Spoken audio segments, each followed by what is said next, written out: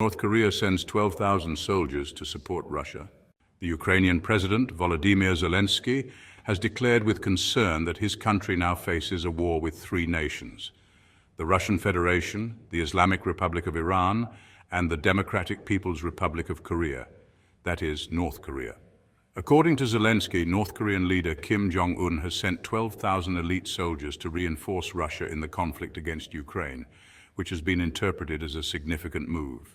However, it is ironic that while NATO has been supplying weapons and sending fighters to Ukraine for almost 3 years, its actions are not formally considered direct involvement in the war.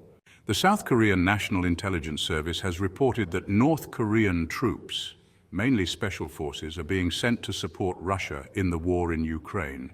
However, official sources in the West have been cautious and have not backed up Ukrainian claims, arguing that both Ukraine and South Korea could be exaggerating the level of Pyongyang's cooperation with Russia.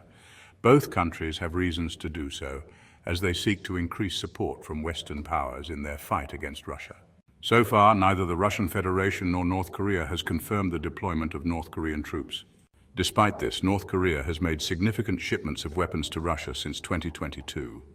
In January 2024, it was confirmed that Russia began using ballistic missiles and artillery systems supplied by North Korea in the conflict in Ukraine.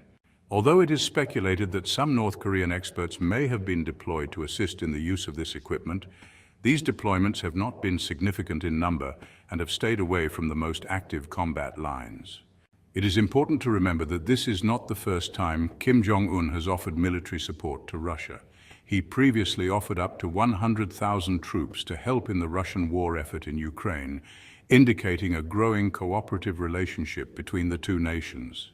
In this context, the possibility has been raised that North Korea could use a structure similar to that of a private military company like the Wagner Group at the time to avoid direct involvement of the North Korean state in the war.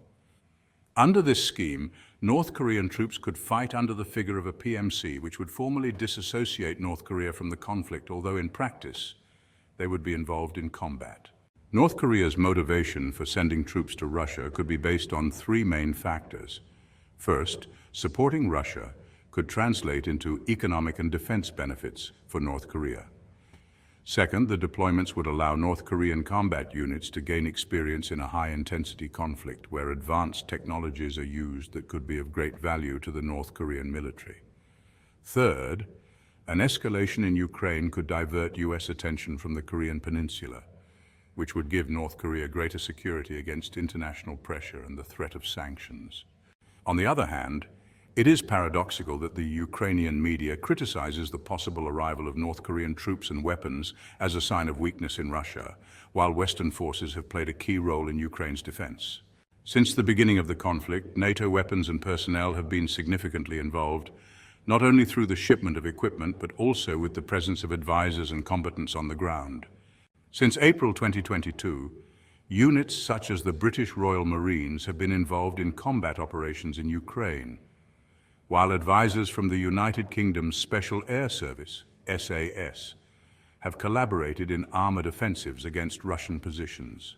In addition, languages such as Polish, English, and other European languages have been heard in various areas of the front, as mercenaries and volunteers from various NATO countries have played an important role in reinforcing Ukrainian forces. This Western support is not limited to logistics or advice, but has included the direct participation of military forces on the battlefield, which contradicts the narrative that Russia would be at a disadvantage for receiving foreign support. In this sense, the possible arrival of North Korean troops in Russia, although not officially confirmed, would not necessarily be a sign of Russian weakness. Instead, it reflects the alliance between Moscow and Pyongyang, a relationship that could further complicate the situation for Ukraine and its Western allies. With fighting stalled in various parts of the conflict and Ukrainian forces facing difficulties, the arrival of North Korean reinforcements could worsen the situation and cause the conflict to drag on or intensify. In conclusion, although the dispatch of 12,000 North Korean troops to Russia has not been officially confirmed, if it were to materialize, this deployment would be a sign of the growing cooperation between the two countries and a tactic to weaken the Ukrainian position in the conflict. It would also serve to strengthen diplomatic and military relations between Russia and North Korea, as both nations seek to challenge the Western-led international order. Meanwhile, Ukraine and its NATO allies will continue to face the challenges of a war that seems far from over, with new complications on the horizon due to the possible involvement of external actors like North Korea.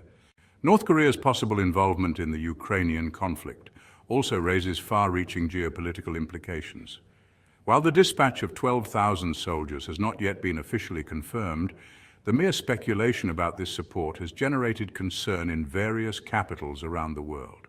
This type of alliance between Russia and North Korea reinforces an axis of power that directly challenges Western democracies and NATO-led coalitions. For Pyongyang, it represents not only an opportunity to strengthen ties with Moscow, but also to demonstrate its military capabilities and position itself as an influential player in global conflicts.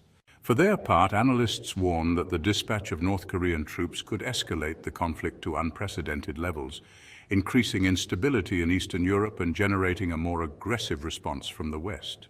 In addition, international sanctions against North Korea could be further tightened.